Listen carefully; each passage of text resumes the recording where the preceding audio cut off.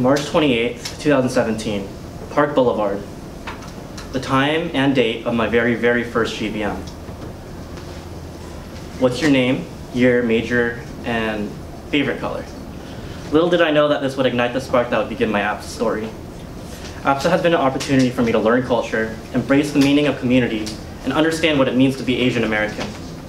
The Asian Pacific Student Alliance taught me what it was like to experience those fun late nights where your stomach hurts because you were laughing too hard. It gave me the opportunity to run across campus with a flip-flop on one foot and a shoe on the other for the love of knockout. And it gave me the experience to fall so deeply in love. The Asian Pacific Student Alliance has also taught me what it was like to pull all-nighters before all-day events. It taught me how stressful preparing for FTS actually is.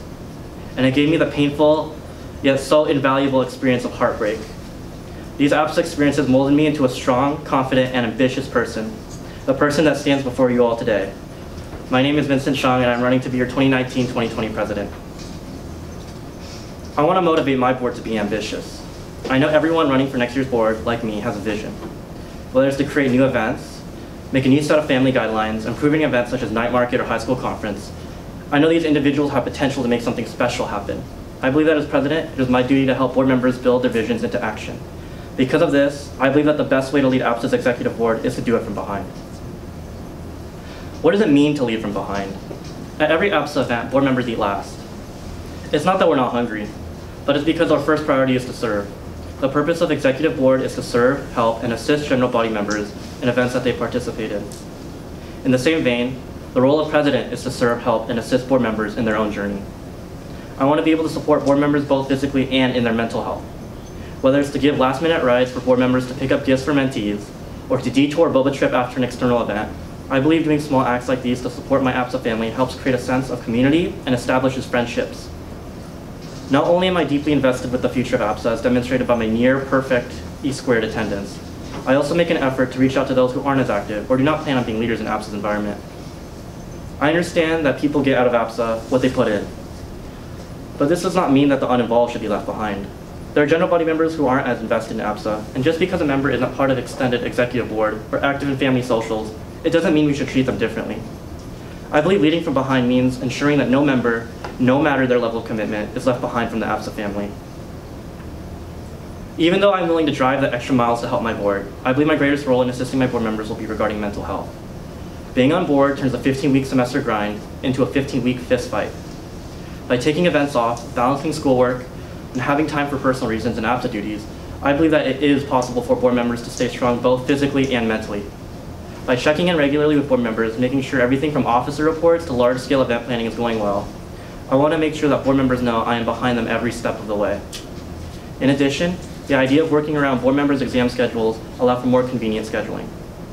Although this idea was brought up this year, I believe that putting this plan into action would prevent important events to fall in the middle of busy exam weeks.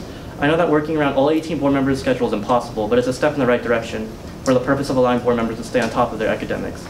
In addition, I want to be able to listen and help my board members manage their academic schedules. By prioritizing both APSA duties and academic responsibilities, board members will be able to stay strong in physical and mental health. While leading from the front has its fair share of benefits, it's often easy to feel burnout, feel insignificant, and lose sight of your own personal goals in the shadow of the leader's desires. Leading all 17 board members from behind allows each and every individual to shine. Having a president who can support and unify the organization's goals allows executive board to function not as 17 individual parts, but as one cohesive machine. However, one of the dangers of leading from the back is a potential lack of presence and authority that stems from the president. I believe a good president is one who can strike a healthy balance between taking control over a situation and letting board members succeed on their own and act as a motivator. Although I am taking a more hands-off approach to leadership, I do not want to be seen as timid or weak. I will actively assist board members in their goals, offering experience and knowledge where they may be lacking and keeping them on track. In addition, I like to form bonds with general body members where they see me as a fellow student with similar interests instead of just feeling intimidated by a title. The second big point I will make a priority of mine over the next year is our cultural and political elements. The Asian Pacific Student Alliance is a culturally based organization that promotes the social, academic, cultural, and political aspects of Asian American and Pacific Islander life. However, over the last few years, the importance of culture and politics has decreased in value. Because of this, we have lost our own identities, our own ideals and values in search of social presence on campus. The Asian Pacific Student Alliance has turned into an organization where you make friends that look similar to you, and you spend the entire year attending socials and donating money in hopes of winning a family trophy. And although our social aspect, specifically the family system, is the strongest and most attractive part of our organization where most people, me included, enter from, it shouldn't overshadow the cultural and political elements of the organization. It doesn't matter where you're from, the background you grew up in, it's the appreciation of culture that should bring people together to APSA in addition to the social aspect. On the topic of culture, I've learned a lot about it over the last year. It's one thing to grow up around culture. Celebrating Lunar New Year, Bonifacio Day, and Hanami are all enlightening insights to your own culture, and these holidays mean a lot to their respective people. But it's a whole different experience when you're actively involved with events that aren't your own. Planning important cultural events, being in the political scene on campus, talking to leaders of other organizations have given me a unique understanding about what these events mean to different members of the community. Oftentimes we're confused about another country's traditions, beliefs, values. By working along organizations such as AB Samahan, VSA, PISA, and many, many more, I have learned that these events are more than just celebrations of important days or people.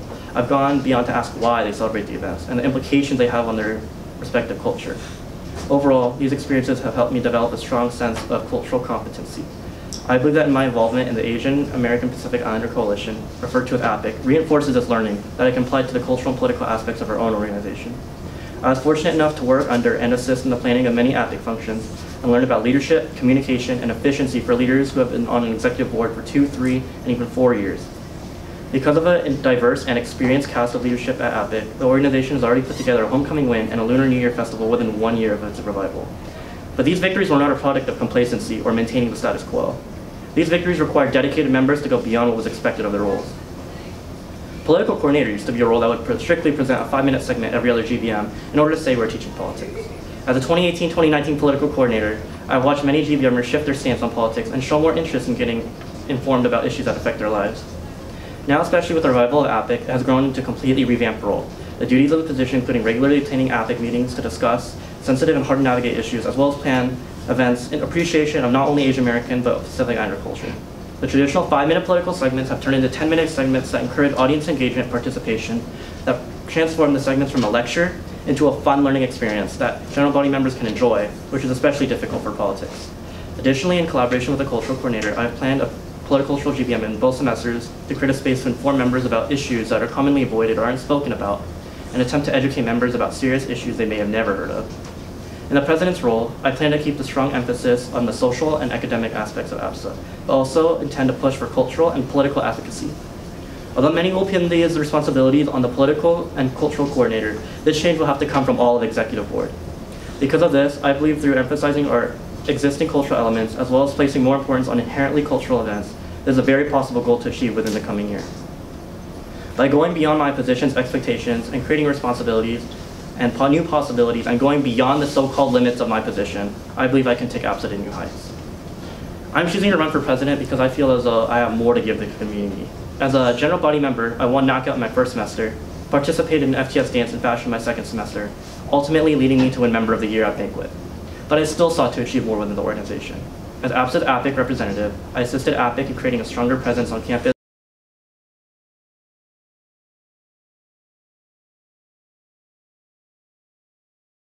as well as their lives as college students.